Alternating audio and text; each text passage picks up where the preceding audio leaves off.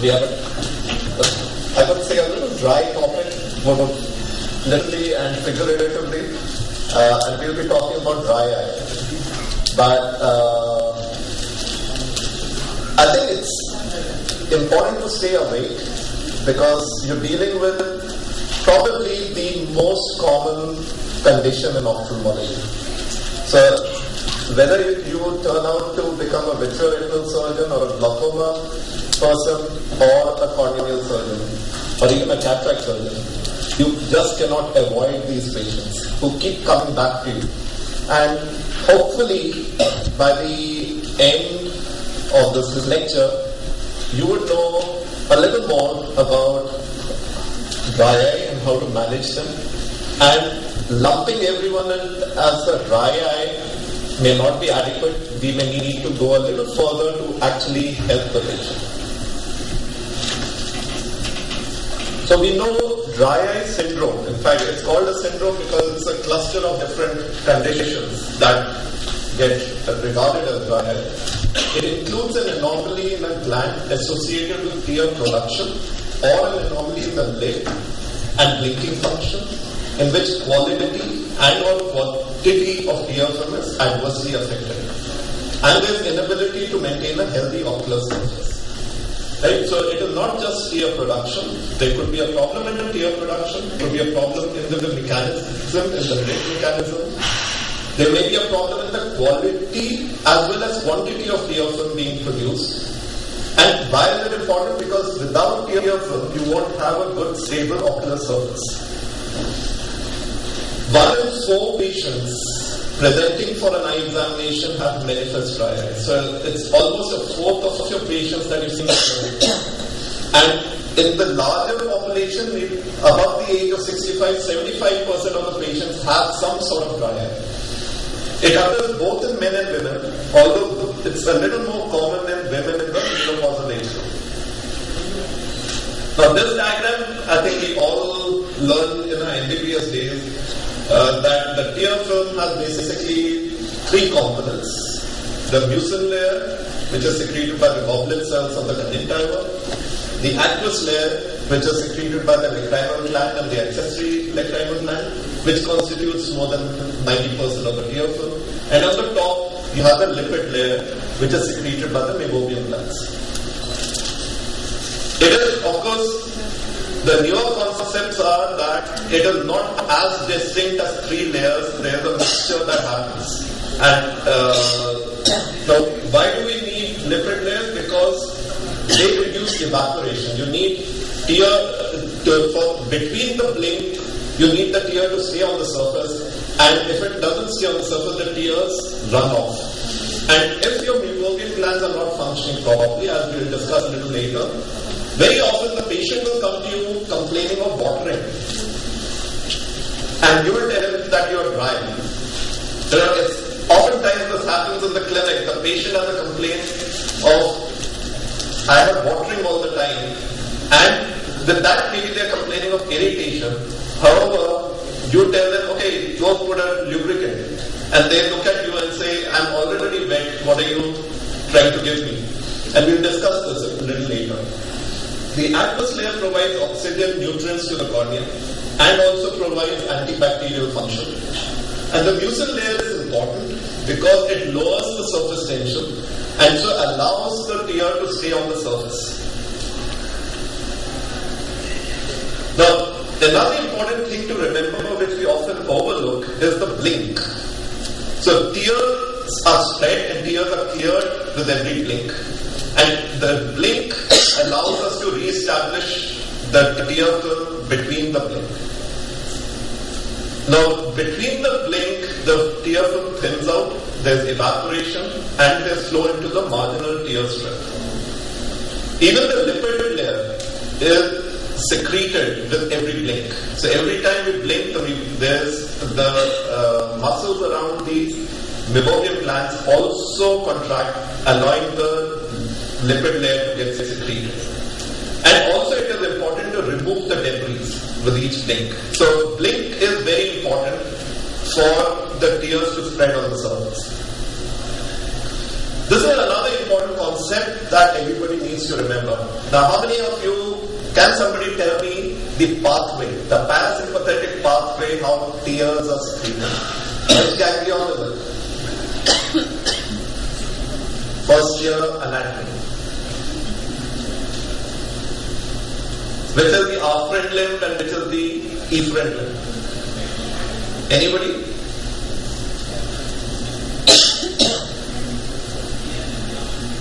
Yeah? You remember there's a pathway? And there's a parasympathetic pathway? So the afferent starts from the ocular surface. So the fifth nerve. So the neurotrophic sensations, it's probably change in temperature or maybe even pain, that these nerve endings on the cornea, that initiates an afferent reflex. And remember the pterygopalatine ganglion? And then the efferent through the facial nerve comes back to the lacrimal gland, the accessory lacrimal gland, and also to the orbicularis. And so there is a neuroreflex. And what is said is, if this pathway gets disconnected, either the afferent or efferent, that's the worst form of dry eye. And that's the reason when you have poor corneal sensations, you have dry eye. Because the pathway gets blocked. So in situations like, say, herpetic keratitis, which causes the corneal sensations to come down, post-keratoplasty for the first 3 to 6 months when the nerves are cut, and more importantly, after refractive surgery, that when the corneal nerves are severed, there is no sensation, and so there is no reflex to tear. And when you have a neurotrophic state, that's the worst form of dry eye because the reflex tearing doesn't occur. Why is it important to know about tear film? Because there is an intimate relationship between the ocular surface, which essentially starts from the gray line, the epithelium lining the fornices, the conjunctiva, corneal epithelium. Between the ocular surface and the tear film, there is an intimate relationship, and this is your first optical interface. If you do not have a clear tear film or a good tear film, you will not see well. And the previous lecture was talking about accuracy and biometry. Even if you have a good A scan, you've done a good surgery, you will not get an optically good result if your tear film is not good. So patients who are dry often have poor quality of vision as well, and it may fluctuate as well. So a few concepts. Ocular surface health is ensured by an intimate relationship between surface of epithelium and preocular tear film.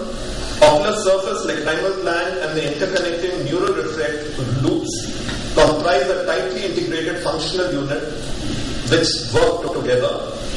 Dry eye represents a dysfunction of integrated ocular surface lacrimal gland unit, and decreased lacrimal secretion damages the ocular surface, creating a negative feedback loop. And we'll discuss some of these a little later. Another new concept, well, not so new, now we know it for almost a decade, is the role of inflammation. Now, decreased secretion, tear turnover, and desiccation promotes ocular inflammation, surface inflammation.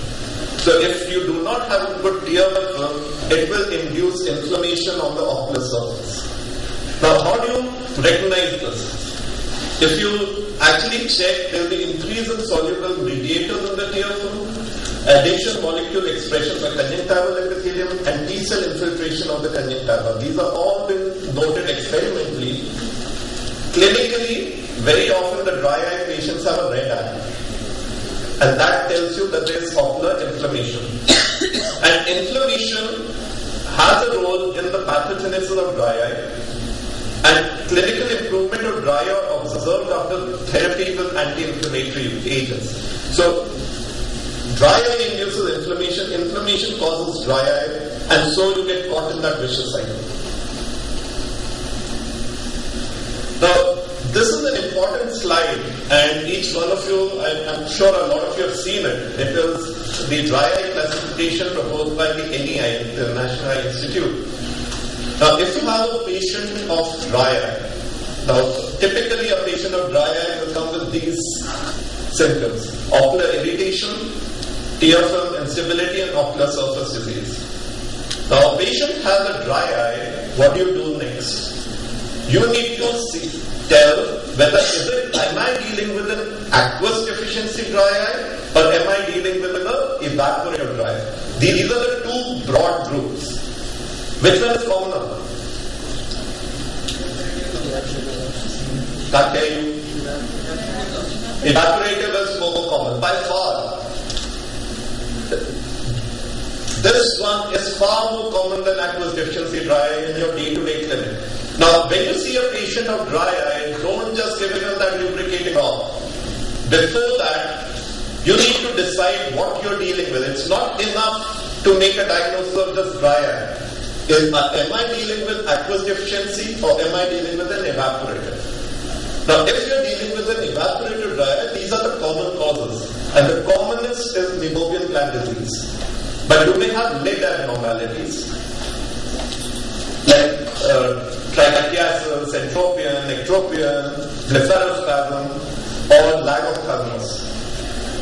When you come to the aqueous deficiency, you have the Sjogrens and the non-Sjogrens, primary, secondary, and then rarely you would have some of these, loss of reflex hearing, like pineal gland disease, and things. So these are the two broad groups that you need to know.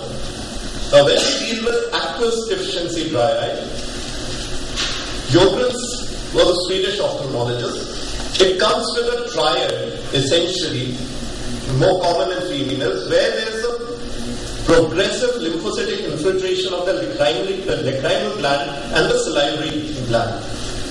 And essentially it comes with dry eye, dry mouth because of poor infiltration of the salivary gland, and evidence of a systemic autoimmune process.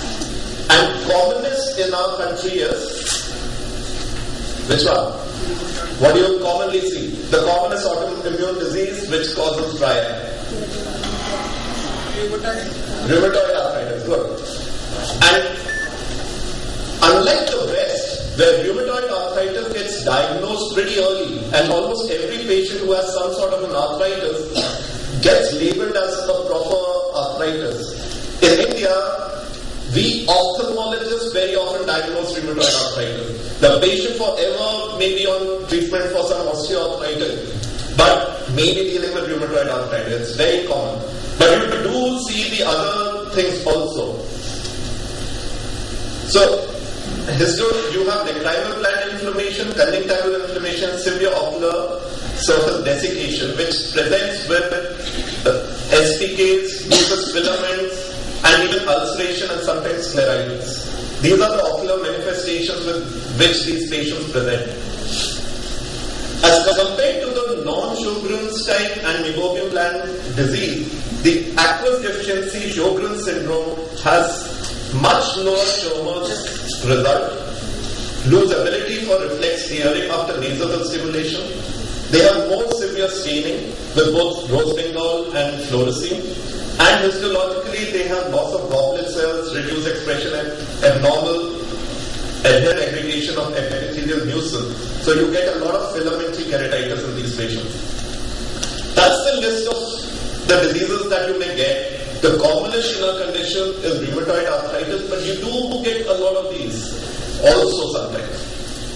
So when you're dealing with a severe form of dry eye, think about a systemic association as well. So this was a 65-year-old male who was referred to a clinic. He underwent a cataract surgery 20 days ago, and 1 week after surgery presented to the ophthalmologist with pain, redness, irritation and diminution of vision. He consulted his ophthalmologist who had operated and was on a lot of medication with this condition. There is obviously an epithelial defect with some thinning and mild infiltration. Now, what's the fellow eye status? It's an empty socket. So he's one-eyed. Does that ring a bell?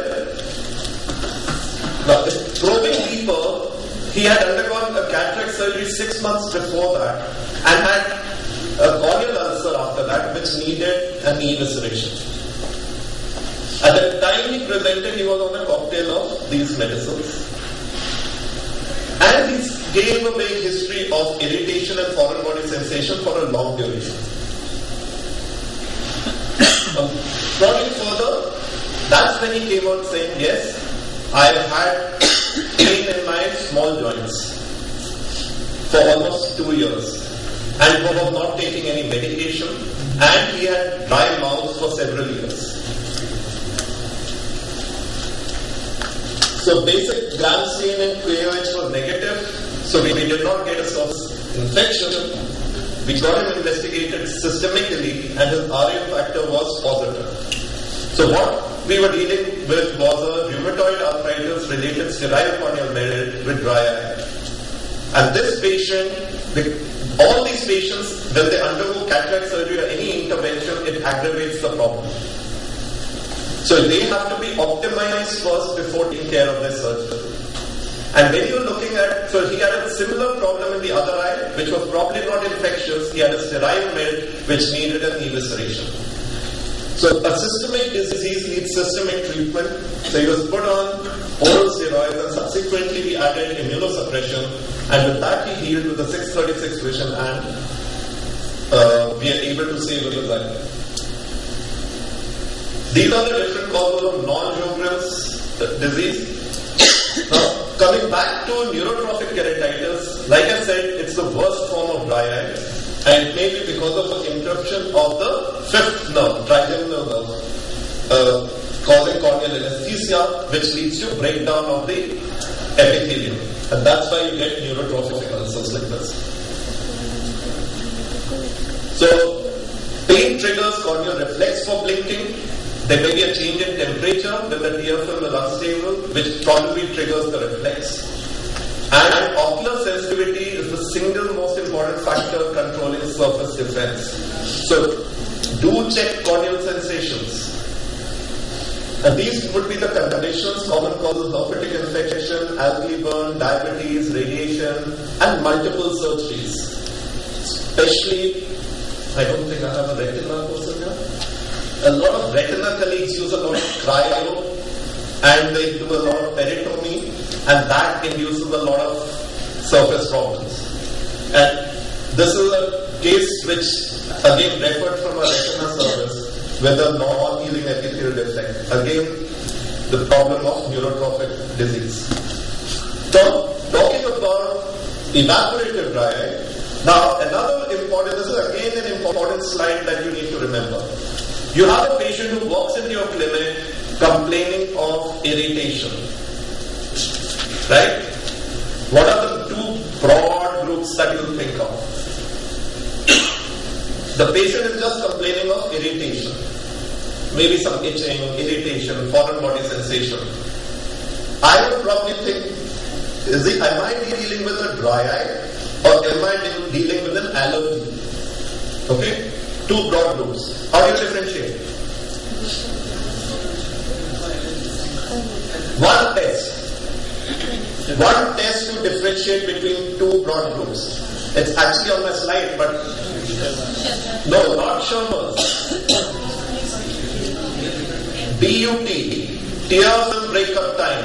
In all kinds of dry eye, TBUT will be deranged, whether it's evaporative or aqueous deficiency.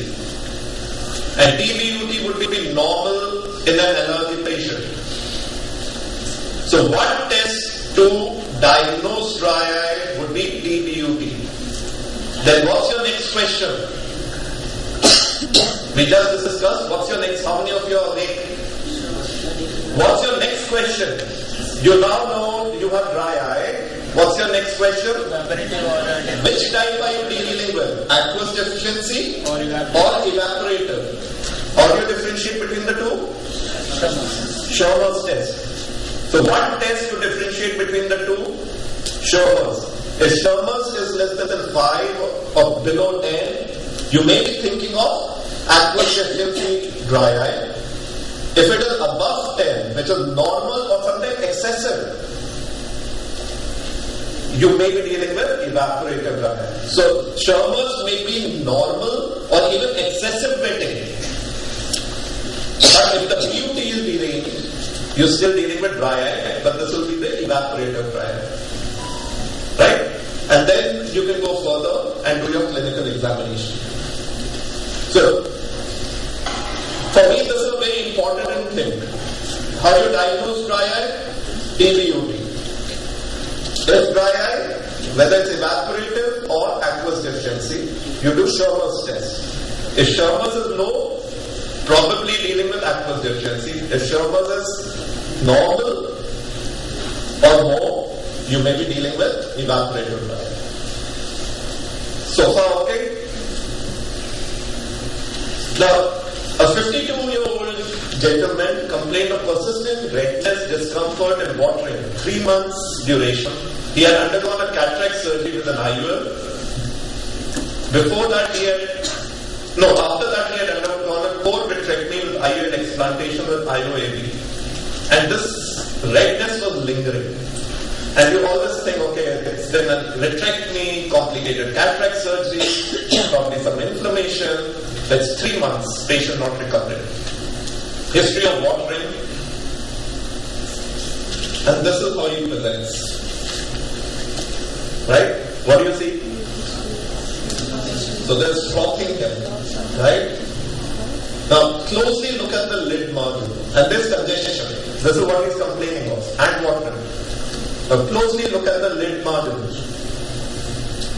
Is it clear enough? I couldn't see very well from there actually. It's not very sharp.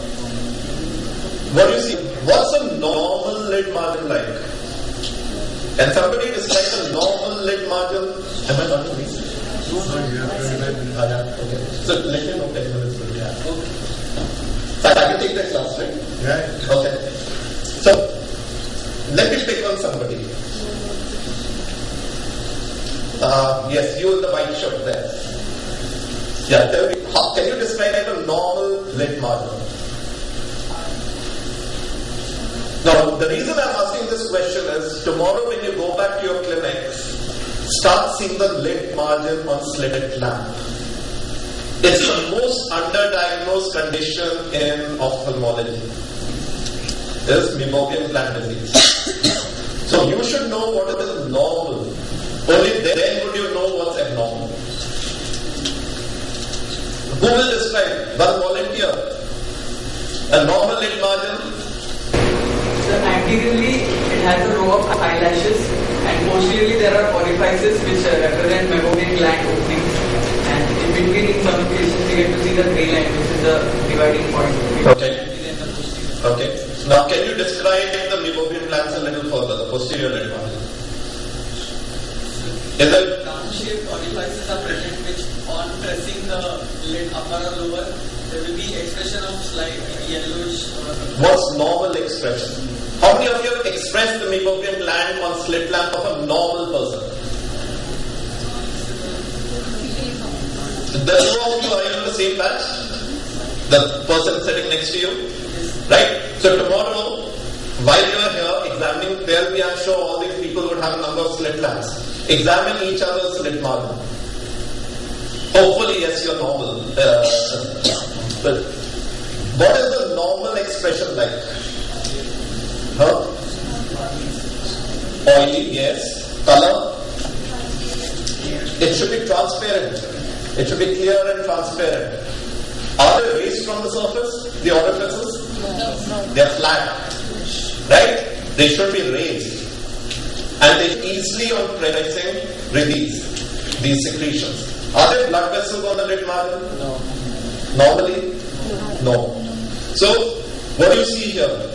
Of course, this is the two-dimensional, but they seem to be raised. There's pouting.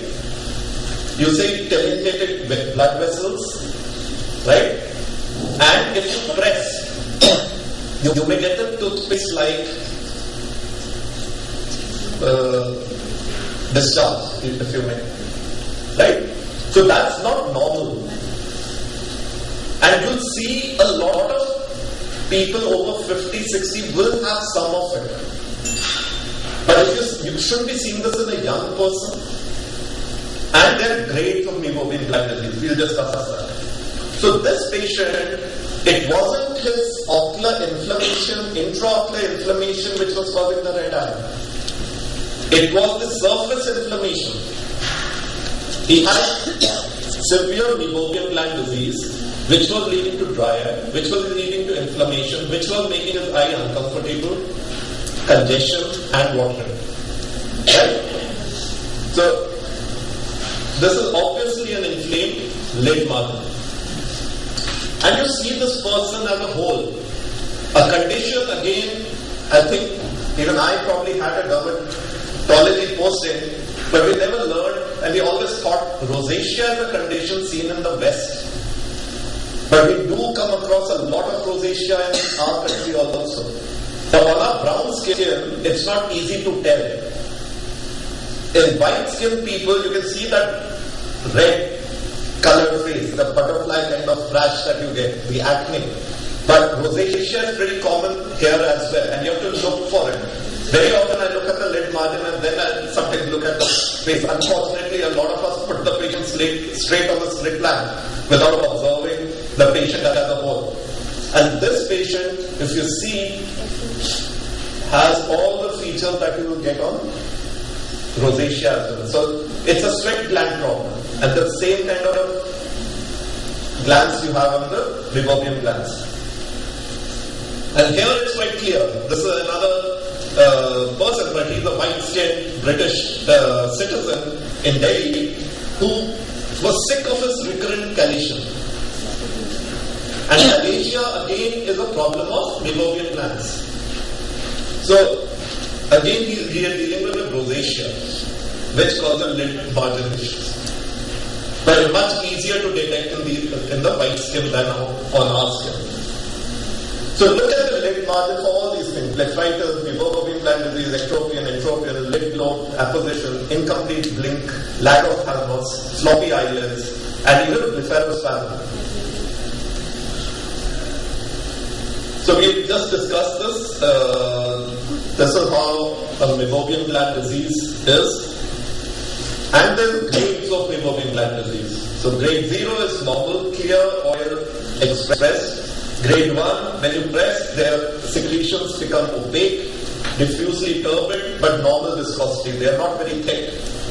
Grade 3 insinuated like toothpaste. They are very thick, and sometimes when you press, you will just get that snake-like thing coming out. Grade 4, it gets keratinized, the surface. You express, nothing comes out. Right? And look for even rosacea. It's an unknown pathophysiology, cutaneous vascular disorder, inflammation changes. The inflammatory changes are hallmark of the severe rosacea. And if you ask them, they will sometimes tell you when they go out in the sun, they become red-faced, or things like coffee or tea sometimes triggers it, and they have acne. Especially in a young patient, say 20s or early 30s, if you see a lid margin which has blood vessels and it also has signs of Meibomian gland disease, in a lot of them you may be dealing with acne, rosacea. Okay, I won't dwell on this. So, Meibomian gland disease results in improper lipid secretion into the tear film. Absence of sufficient lipids in the tear film increases evaporation of the aqueous component, increases aqueous loss, leads to dry eye. Omega-3 fatty acid plus supplying lipids restores normalcy to some extent. We'll discuss the treatment a little later. Now, how do you assess dry eye? Now, another concept to remember: when you're following, you made your diagnosis, you've given some treatment. Now, how do you follow up these patients? How will you tell whether your patient is improving, not improving, and things? Now, in dry eye, the most important is symptoms. You may not see a lot of change in your signs, but if the patient comes and tells you, I'm feeling better, that's important. So you rely a lot on the symptoms of the patient rather than the signs. And even these tests like Sherman's test are not reproducible tests. They give you a global picture, but there are sometimes studies that you read in journals which say you put these drops and the Schirmer's test improve. I don't believe that. It's a good test. It's some indication, but don't swear by it. Important thing is the symptoms. And so there are different types of questionnaires. The one important questionnaire, the Sheen's questionnaire, and you ask these questions. Do your eyes ever feel dry? Do you ever feel gritty? Do your eyes ever have a burning sensations? Are your eyes ever red? Do you notice crusting? And do your eyes ever get stuck shut in the morning? Now remember, dry aqueous secretion is lowest in the morning when you sleep. So dry eye is worst in the morning, and your patients will tell you early mornings are difficult, and then it improves over the course of the day. Look for these signs. Look at the tear meniscus. It should be concave, height of the tear meniscus. Look for debris, mucous strands in the tear film. And the conjunctiva typically has the 3 and 9 staining, if you stain it with rose finger. On the cornea, look for SPKs. And if you're dealing with aqueous deficiency, you may have other autoimmune conditions which may lead to thinning, keratinization, filaments, and mucus plaques. Now, although there are these two distinct groups, aqueous deficiency and evaporated dry eye, the problem is they will not come in total separate packages. You may have an overlap as well sometimes, but you need to decide which one is more predominant. So all dry eye patients have unstable tear film, which leads to a decrease in the tear breakup time. There would be delayed fluorescein clearance test and elevated tear osmolarity. So this is another concept which is coming very strongly, that when you have poor tear film or low tear film tear production, all kinds of dry eye will increase the tear osmolarity. Right? So this is a concept. Till now we always read it in our journals, in our books, because there was no practical way of testing it in the clinic. But now we are getting instruments to do that. So tear breakup time, it's the interval between the last blink and the first randomly distributed dry spot. Now what is the fallacy? It should not be the same spot. That could be a local problem on the cornea. It should be a random spot. So you should examine this on slit lamp first, that the surface is okay, only then do it. DUT less than 10 seconds is abnormal, and ignore a spot which is on the same place. Now, although we put fluorescein, some people, if you do it well, you can do it even without it and see the dry spots, because that is a bit of a invasion on the surface. So there are these other methods of doing it, and even a topography is a very good system of seeing the surface, because the topography changes if you're very dry. Fluorescein clearance test is actually a very good test, but it takes time. So if you have a thesis to do, and if you have time in your clinic, or if you really want to classify your patients well, then a fluorescein clearance test should be done. It measures the speed of disappearance from the ocular surface of exogenously added fluorescein.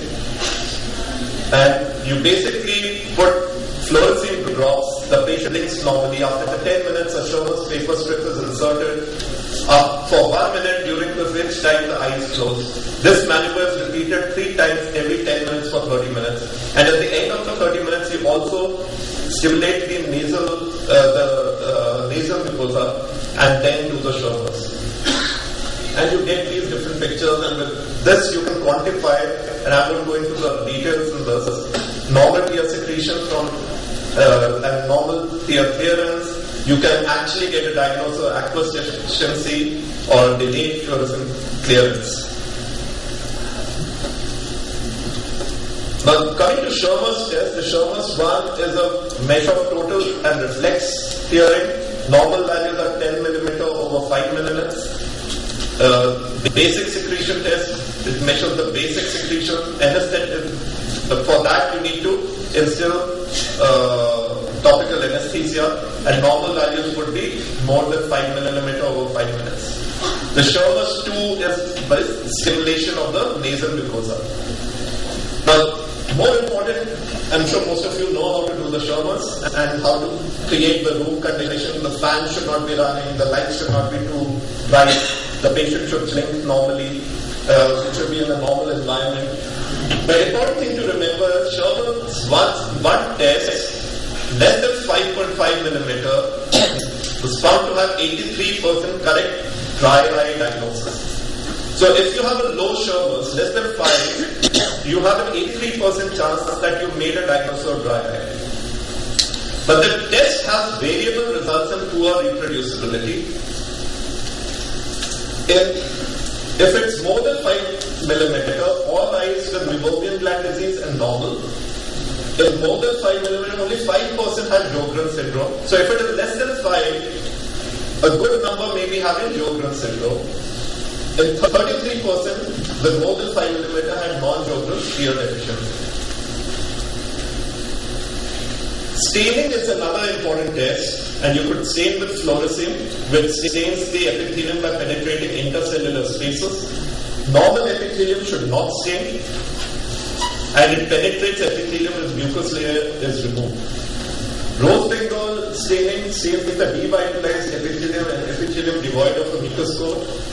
And it also stains the conjunctiva, the classical, like I said, of the triangular 3 and 9 staining. But it does tinge. So the patients don't like rose Bengal staining much. And you could have a system of grading that. Again, these are just different ways of grading to quantify, and this way you can tell how, if you want to follow up a patient of dry eye, you grade them, draw the diagram in different quadrants, and then you can quantify how your patient is doing. When you are making a diagnosis of Sjogren syndrome, you need to investigate the patient systemically, and some of the important investigations besides ESR would be ANA, rheumatoid factor, and the specific Sjogren syndrome specific antibody. And in so many patients, you will find that they are sensitive. So if you're dealing with dry eye, so you have a questionnaire, you ask for symptoms, you stain, you look for stability of the tear film through BUT, and if you can do measurement of the osmolarity.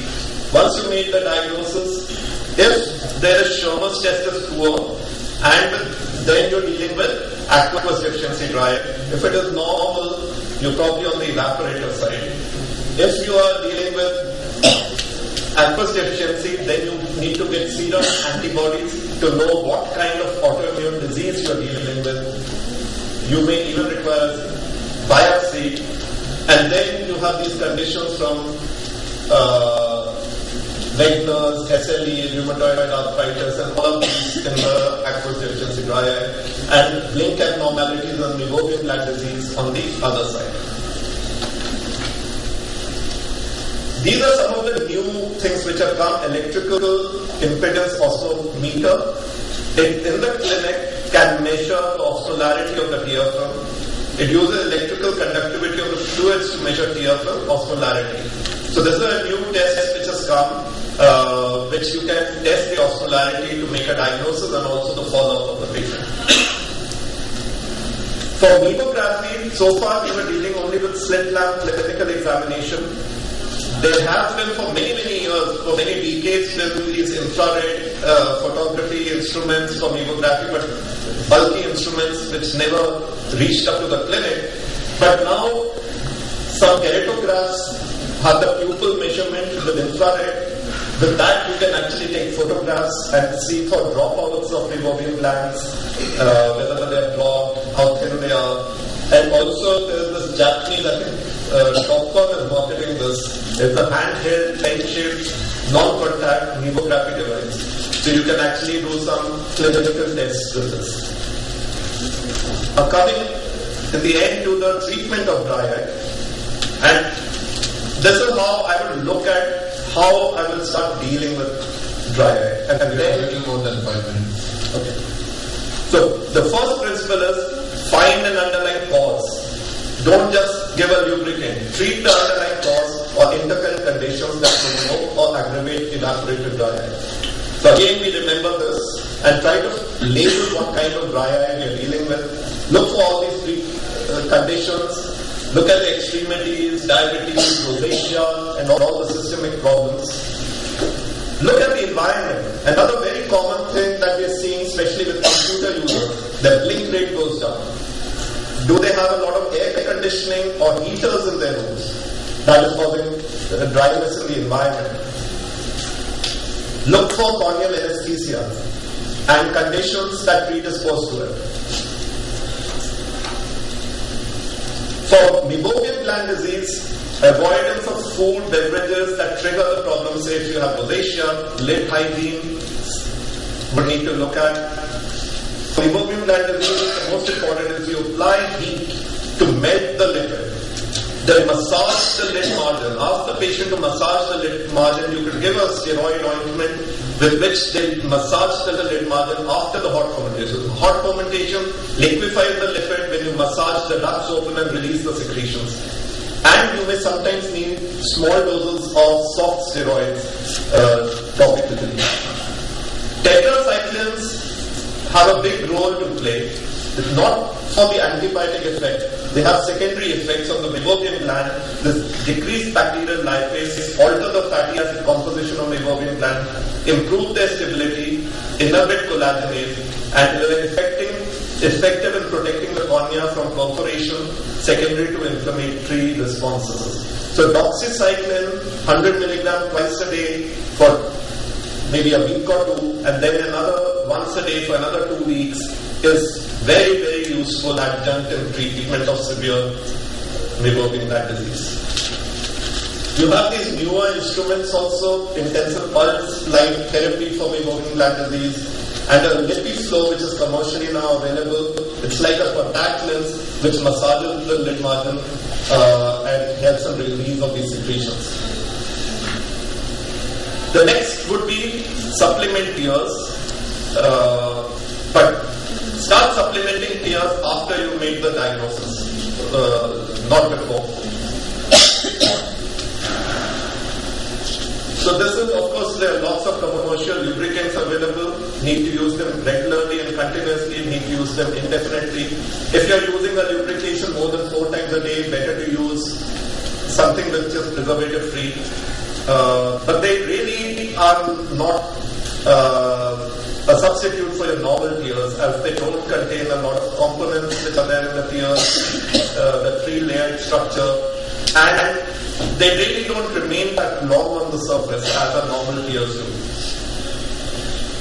So there are different types with different ingredients. In the interest of time, maybe I'll just skip the different types of lubricants that we have. Quite frankly, despite all the theory about different types of lubricants, it depends on what the patient likes. There will be one patient who will come and say, I like this, and the other will come and say, I like that. But if you have a patient who is very dry, you may like to give ointments, more viscous lubricants that stay on the surface longer. If somebody has a mild one, you may not like to give something very viscous, which may make the vision blurred. Okay. Number 3 is decreased inflammation, and we just I just told some time back, inflammation, you get caught in a vicious cycle. In dry eye induces inflammation. There's decreased secretion of anti-inflammatory factors. There's increased secretion of pro-inflammatory cytokines. Hyperosmolarity of the tear film stimulates production of inflammatory mediators. There's increased metalloproteases and tear fluid in dry eye, which cause a deranged corneal epithelial barrier, and that is the cause for your punctate staining of the cornea. Who requires anti-inflammatory? Definitely the severe dry eye and the ones, even Meibomian gland disease, which is causing inflammation on the surface. So how do you use it? You may give a pulse steroid therapy or a soft steroid like fluoromethanol or loteprednol 3 times per day for 2 to 4 weeks. Now remember, and Dr. Dada would beat me on this, a lot of times what happens is you see a lot of SPKs on the surface and you say, okay, let's postpone taking applanation. And the patient is happier with the steroids and continues using them. So I have burnt my fingers. So when you are giving these steroids, be careful to watch pressures because you don't know which patient is going to respond. But there is a role of topical steroid, but as a pulse therapy. With that, you can add topical cyclosporine. All the studies and the marketing people of these companies come and tell you cyclosporine increases tear production. I'm not very sure of that. But what it can do is decrease the inflammation. And these are much safer than steroids. But the effect takes about 2 to 3 weeks to come. So start with your steroids, taper off your steroids, and the cyclosporine will take over from there. So we will discuss this. Okay. So cyclosporine does have a role in chronic dry eye, and there are a number of studies that have shown its use. Essentially, it is as an anti-inflammatory. Like I said, tetracycline, what I like using is a doxycycline, have an anti-inflammatory property, decrease production and activate certain inflammatory cytokines, inhibit matrix metalloproteinases, and this is something that you should keep in your armamentarium. Doxycycline is a great drug to be used for ocular surgery. When you see a corneal thinning, it prevents perforation. When you see Meibomian gland disease, it works on the lipase. This is a drug which is very safe, and nowadays a lot of orthopedic surgeons are also using it for joint problems and things. So it's a great drug to be used in surface diseases. Principle 4, conserve tear film, decrease evaporation. So the environment needs to be improved. You could use punctal occlusion, temporary or permanent, but quite frankly, over the last few years, my use of punctal plugs has reduced. If I'm able to treat the cause, I often don't need to do this. But in a severe case where you want to conserve tears, you could use temporary or permanent plugs. This is another very interesting device. It's called the Boston scleral contact lens, and now there are other ones also, innovative sclerals, and even I think the Rosacea has come out with a mini scleral. These are scleral contact lenses which rest on the sclera. You put fluid in it, and then the patient wears it. This is like a liquid bandage, and you don't need to put drops on the surface because it is constantly bathing the body. So optically, the vision improves, and for severe dry eye, like debilitating dry eye, even cases like Stevens-Johnson syndrome, this is a very good avenue. If you read about dry eye, one of the persons who's written about... We are running out of time. Yeah, okay, the last slide. This person, Subota in Japan, has a lot of papers on dry eye. He himself has zero Sjogren. And he wears these funny looking glasses. These are called moist chamber glasses. So you ask the patient to buy a pair of glasses which is covered on the side. Ask them to stick a sponge with an iodide or something on the side, and they keep wetting it every few hours. And that creates moisture around the lens. A simple device which helps a lot of patients. Okay.